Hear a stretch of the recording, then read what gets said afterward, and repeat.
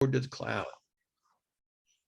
All right, this is the occasional conversation at Theo Fantastique, and my guest today is longtime friend and interfaith companion Heather Greene. Heather, welcome to the Theo Fantastique conversation. Thank you very much. I'm so happy to be here. Let's talk movies. Yeah, we're going to talk movies. But first, let me give folks a little bio that I pulled. It's always interesting to find the bios that are floating around for people. I think I found one that's pretty current. You can correct after I read it if anything's out of whack. Heather is a freelance editor, writer, and journalist. She writes for Religion News Service and is an acquisitions consultant with Llewellyn Worldwide Limited. She is former managing editor of the news journal The Wild Hunt.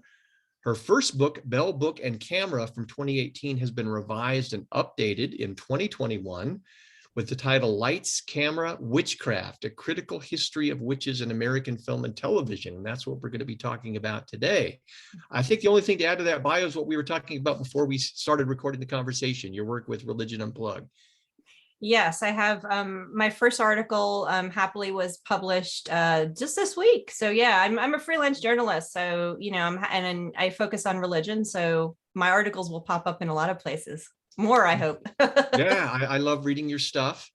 And I think the only time we've been able to be together physically, we were at the Parliament of the World's Religions in Salt Lake City, sitting at separate tables, but the way it was arranged, we were right next to each other. So that was a great conversation. I think we probably set a record, the largest gathering of pagans and Christians in one place having a civil dinner and discussion, but that's another matter. Let's talk about your great book. I saw the first version. I was privileged to get a copy of the revised version and to offer a blurb to help promote it. Before we get to the specifics of the book, can you share a little bit about your background, education, if you feel comfortable, maybe even your spirituality? What are the various elements personally that come together for you that give impetus to write a book like this?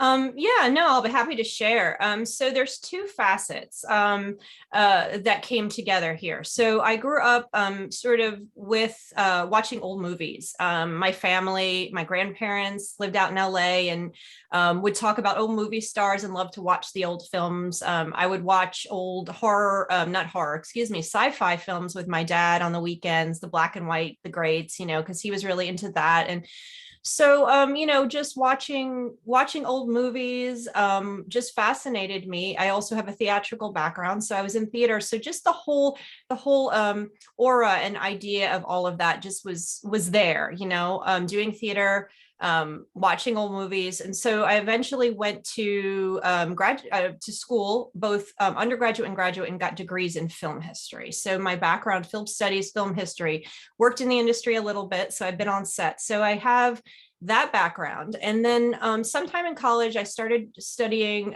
various aspects of the occult. I started, I believe, with astrology. It was fascinating to me. And then tarot, reading tarot cards. And that just sort of went from there, studying various forms of witchcraft, Wicca, you know, you name it. At some point I tried numerology. I'm not a numbers person, so that really didn't resonate, but, you know, different forms. And so sometime in the 90s, after the craft came about and there were a number of other witchcraft films, I noticed a trend. And so in my studies in grad school, what I was uniquely interested in was how the representations and the art that we see, the visuals on and the narratives on screen reflect what's going on sociopolitically. So what is going on in culture, what we're experiencing, how that affects film and vice versa. And I noticed there was, and I was studying this in when it comes to Disney and some other projects I did. And then I noticed, wait a minute, there's witch films going on here. There's a trend, something's going on. And so that was going to be the study. And that was in the late 90s. Early 2000s, but life changed, and you know, and I couldn't do the study at that point. And I moved on, and then I noticed the trend again around 2011, 12, something like that. I said, wait a minute, there's a lot of witch films again. What's going on again? So, you know, thinking about the political scene, thinking about social changes, and I noticed that there was a trend. So that's when I began the study, bringing together again both my interest and study of the various occult practices and witchcraft and religion alongside my interest and study in film.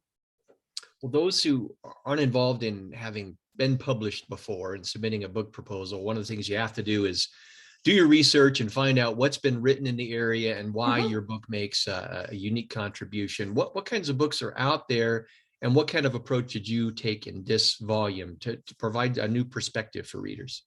Well, there really has never been a book that uniquely focuses on the witch as a figure, whether it's her narrative or herself visually or anything. And there were several books, and I list them, that study the witch generally. So you have Diane Purkis's book, for example, but these books, a lot of these books will study the witch generally in Western culture, because she's been a figure for hundreds and hundreds of years within, not only within narrative culture and narrative products, but also history in general, religion, et cetera. So they'll study just what is the witch in general in Western culture, like Diane Purkis does, touching on Shakespeare as well, touching on movies. Then you have other books that will study horror, for example, and have a chapter on the witch. There's a silent book that studies, silent cinema. I believe it focuses on fantasy and horror, and there's a chapter on the witch. There's a book on metaphysical, and I'm forgetting the names of these books, but that will study metaphysics and the occult within film, for example, or television. Nothing focused specifically on the witch. Okay, so that's number one. Number two is I limited it to the US. So a lot of these books that do look at the witch in some form, they will include foreign films, which if you're understanding the witch within American culture, you can't do that. Right. You've got to limit the boundaries to only how Americans are expressing their viewpoint and representing the witch. So that was another point that was different with mine. And also then lodging her within the context of when she was created. So mine is very much a history. It's not just a critical analysis. It's not just looking at the visuals and telling you what they mean. This is a history. We're looking at, why does the witch look like she does in 1908 versus 1996 versus 2015? How is she represented, and why? And why does that change? And so mine is very much a history. It's a US history. It's a film history. It's a history of gender politics, a history of our relationship with religion and censorship as well. So it's very much contextual. Now, given the importance of Gerald Gardner in the UK to the development of witchcraft, do you have any interest or plans at maybe doing a volume at some point that looks at the same topic only in the UK context, or is that just kind of off your radar for whatever reason? Well, I wouldn't say it's off my radar. I actually have kind of thought about doing that, but doing that book presents a problem because I'm not British. And my US studies, my film studies have focused on US cinema and American cinema. So I went into this book with a solid background, as well as my own experience of living in this country and knowing what American culture is like, to be able to produce this book with the depth and accuracy that I would want. So if I did a British one, absolutely. There's definitely a story to be told about British witches. There's Harry Potter alone. And the Wicker Man. I mean, there are a number of films that would make, and this would be a fantastic book, but I would have a lot more legwork to do in those terms first. Yeah, just curious. I would love to see you, but I know that would just take a whole lot of work, and you're not immersed in the culture and all those things that are necessary to do what you want to do. The way you've got this book organized is according to various time frames, starting from 1896 going through 2016. And then you're focusing your discussion on different periods. How did you arrive at that methodology, that time series of time frames in order to organize the material?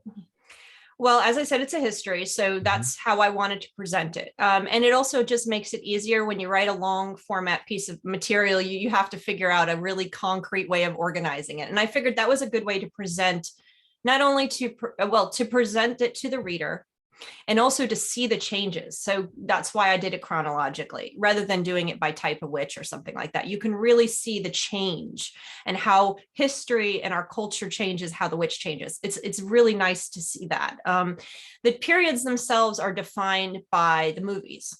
So I switch periods, not by decades, although it sort of works out sort of by decades, but it's not really clearly marked like that, not delineated. They're more marked by either an industry change or a significant film, or something happens that triggers it. For example, one of the periods begins in 1968. 1968, industry-wise, is when the production code is gone.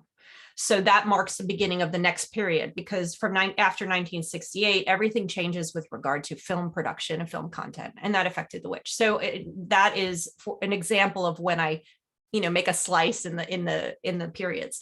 I end another period with The Wizard of Oz. It was such a magnificent film in terms of its influence on American witch culture, in narrative film, just culture in general, American culture in general, that I stopped it there and said, okay, here's where we've had a major cultural product. Let me stop this chapter now and let's move on to this. So there, I was definitely allowed the films and the industry's history to define those periods. Well, you cover a lot of film and television in this book here, which is why it's so big and so enjoyable. What kind of character is the witch when the witch first comes in American film and television? So that's a really interesting question. So the witch, we all know, existed before Hollywood. Hollywood did not create her. And by the time we get to the dawn of Hollywood, the witch has more or less become a fantasy figure. And I'm just going to shut that off so we don't hear that again. She's become very much a figure of fantasy. She's in fairy tales. Most of the American mindset, for the most part, doesn't believe she's real. The witch is a figure that doesn't exist. The witch is fantasy, fanciful childhood character.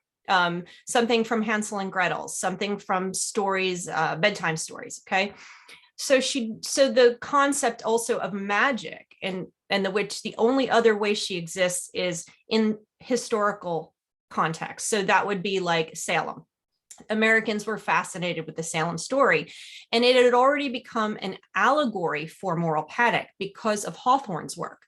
So you already saw that going on, and that was a part of Americana. So you have the witch being represented either as a fantasy character from, let's say, Baum's books, or Hansel and Gretel, or those type of narratives and literary stories, or she is a word. It's a word used to throw at women who have misbehaved, or a signal that that townspeople are being irrational. Okay, so you don't have any sign that witches are real.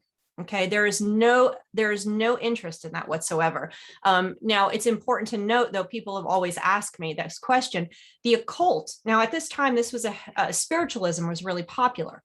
Occult was existing and people knew about that, but it was not linked to witchcraft. The witch was something separate from the occult, or from Aleister Crowley's work, or from spiritualism. So even though people were performing these kind of occult things, automatic writing, Ouija boards, magic, that was all ceremonial magic, it was not linked at this time to the witch. So when you see the films and silent films, most of the silent films are going to be fantasy.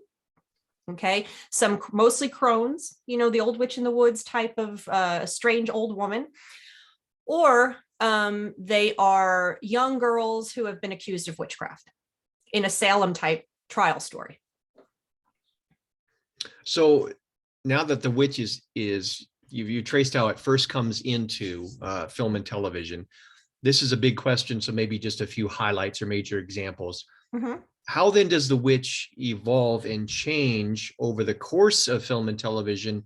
And how is that connected to, obviously, film, entertainment, all this? This is an expression of us.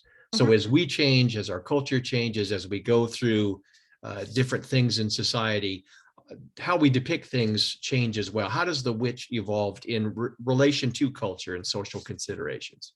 That's the whole book. Yes. Just a few highlights. Yeah, a few highlights. So during the period of time that, she slowly evolves, as you said, this is a slow process. So of course, the Wizard of Oz is the big one, and people always say, well, what happened? Where is she in horror? And so that's a big piece. Which Wizard of Oz becomes the very first sort of one that would sort of starts to move the witch into horror. But because that period of time from 19 silent era and then well into the 60s, we had the production code and we had censorship. Most witches, again, are reflective of the same thing. We really see a lot of fantasy. We really see a lot of Salem-like stories. She evolves a little bit to play with her fanciful nature and comes out in like Bell Book and Candle, and I Married a Witch, which are comedies. She's still not real at this point. People don't believe that witchcraft is real. So you have the sort of this dancing around witchcraft. Nobody was afraid. In fact, the code people didn't even regulate the display of witchcraft at this time because it wasn't considered real. Okay, nobody was afraid of it. And there was almost no horror related to it. It was just kind of kept at that baseline. 1968 is a good marker. And again, while there was evolutionary points before this, 1968 is when the code went away and you have Rosemary's Baby. After that is when you really see the horror witch. And that's a big change for her. And that's also you talking about just a point on culture. If you think about what's happening in the 1960s and 70s, you can see why that happened. The Cultural Revolution and all of the social change and all of the destabilization of our society that was happening at this time is what caused the film industry to get rid of the production code, right? And bring in the rating system. That changed everything for them. But that would also affected now the witch, because now you had her representing, she had her in horror. You had her reflected from a religious perspective that had been abandoned. The old Catholic fears, the Malleus Maleficarum, that stuff was being represented, as well as, for example, you mentioned Gardner earlier. His book is first here in the US in the 1970s. Raymond Buckland books are first being presented, and a lot of other witches were coming out of the woodwork, or the so-called broom closet, as we say. So you had that all happening, and so here Hollywood was aware of it. So this is a good point that shows you how the evolution of the witch changes. Here she is now represented as something real in our life. Whether it was a good representation or not is another story.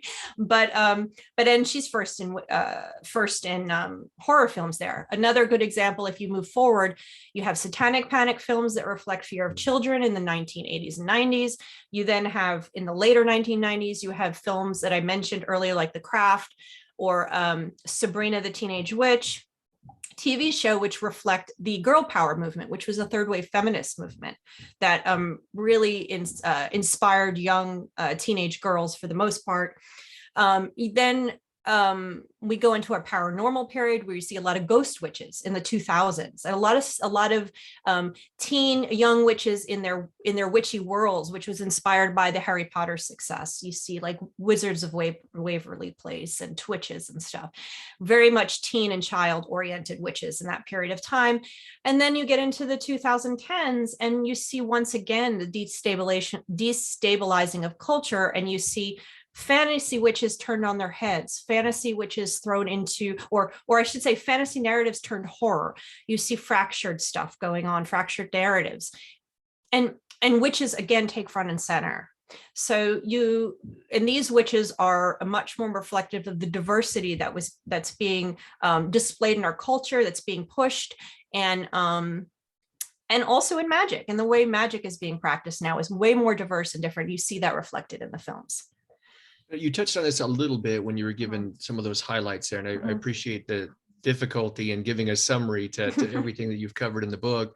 With 1968, a key date with the rise of the counterculture, alternative spiritualities are then out there. There's this great experimentation. How does the rise of alternative spiritualities and paganism, how does that impact the depiction of the witch at first, perhaps more negatively, but then as paganism continues to grow and get more popular in pop culture, how does the depiction of the witch compare more recently to when the rise of the counterculture?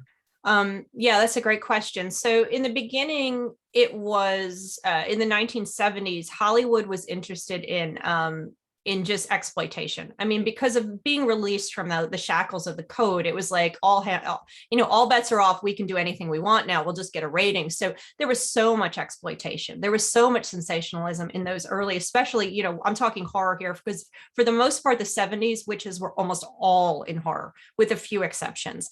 So you wind up with, they were picking and choosing at that time the elements of witchcraft that were being practiced and available to them from the books and using them within a horror setting. So what you were seeing was sort of like representations of the age-old fears and narratives that would have come through or that had a legacy in the old Catholic fears, these things that had not been represented ever in the US. So, and they were touched on and they were pulling from the modern witchcraft books.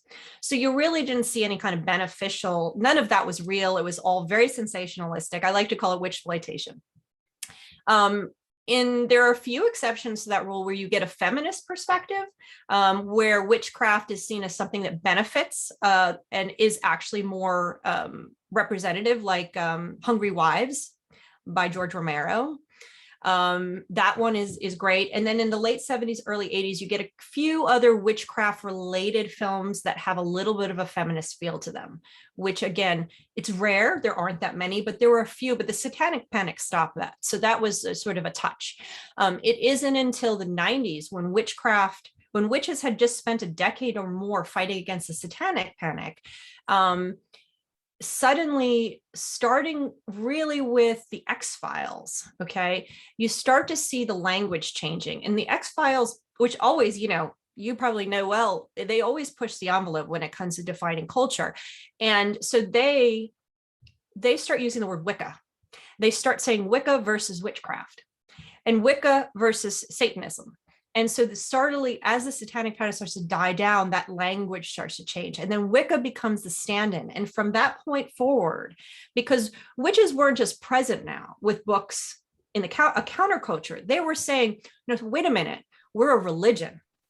We have rights. And so through the late 80s into the 90s, the modern witchcraft and pagan communities were pushing, rather than just getting their books out there and practicing, they were now saying we're a religion, we deserve the same rights as everybody else. And so that was beginning to be picked up on.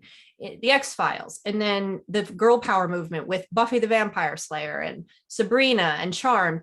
And so this was starting to roll over this kind of, there's Wicca and then there's Satanism. There's Wicca and then there's bad magic. And Wicca became the religion. And that continues into 2000s with a lot of shows picking up on that. Law and Order, Bones,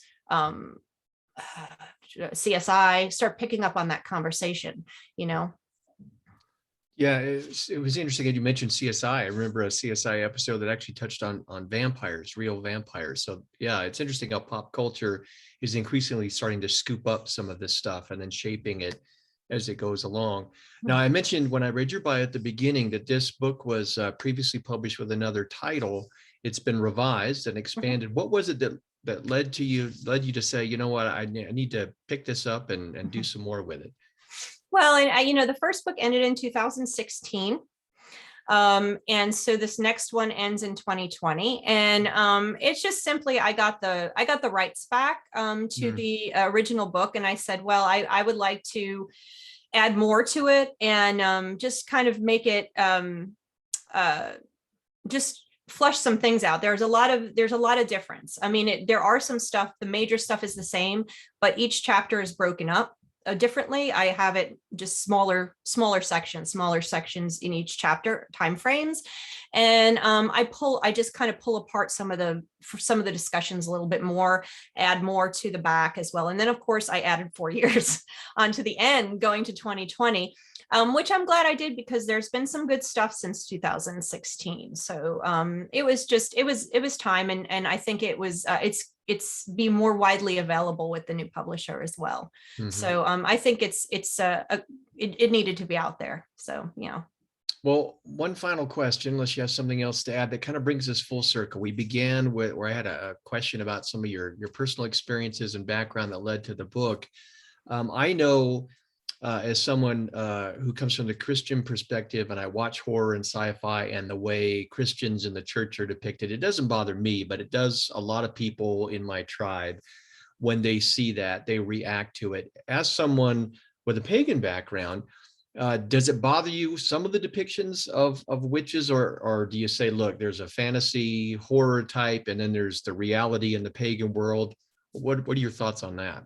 Well, I can speak for, myself, and mostly it doesn't bother me. It bothers me more when they will take a realistic look at a pagan, for example, or someone new age, or someone that sort of practices in that realm, and make the person look goofy or dumb, which you get a lot of too.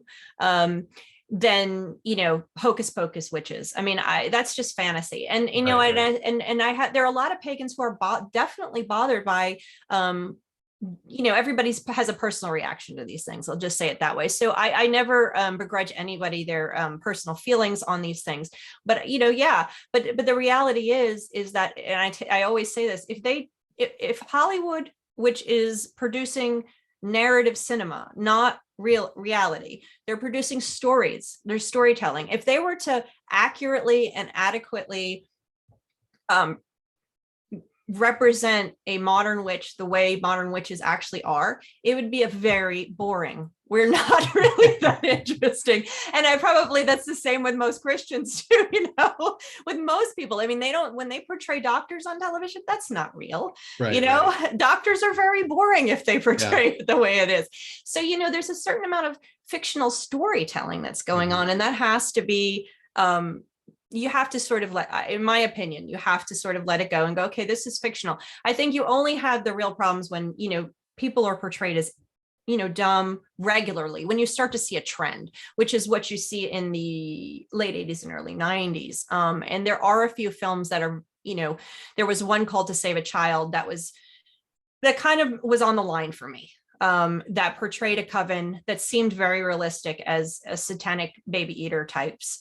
So there is a line, and it's more happens when you see a trend than any single film, because in most witches, honestly, that I know personally, just adore some of the fictional fun. I love the Wicked Witch of the West, so What's not to like? I know she's fantastic. She is. I think she's a lot more exciting than Glenda the Good Witch. She's a little too good and happy for my tastes. But... and I talk about that. And there's women throughout, and not just women. Although this was aimed at women, they find a joy and an empowerment through a lot of these negative witches, or I shouldn't say negative witches, but the witches that are marked for evil or bad.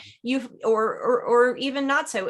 You find a sort of a subversive love of them, because there's these readings that are under that, because they're empowered, because they're, like you said, they're not boring, they're not too goody or whatever, however you phrased it.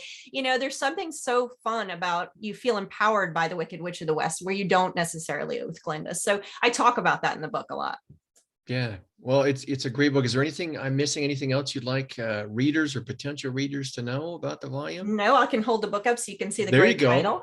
There look you at go. That. Lights, Camera, Witchcraft, and in the video description and at theofantastic.com, where I'm going to put this video up, you'll find not only Heather's bio, but also a link to the book. And I encourage everyone to pick up a copy, or if you don't want to buy one, at least go to your local library and say, get one in there so that I can check it out. It'd be yes, great. Please.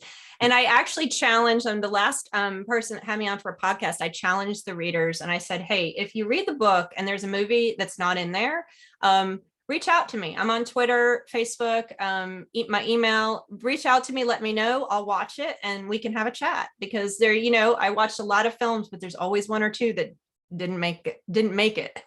So yeah, but hopefully folks will take you up on that. I know it's always interesting. I came out with a book on Guillermo del Toro, and it never fails. When you start promoting it on Facebook, all of a sudden the guy's reaching out and said, hey, you missed Of course. Just a couple of bibliographical references. I'm like, all right, I did my best. What can you do? So, and you did a great job.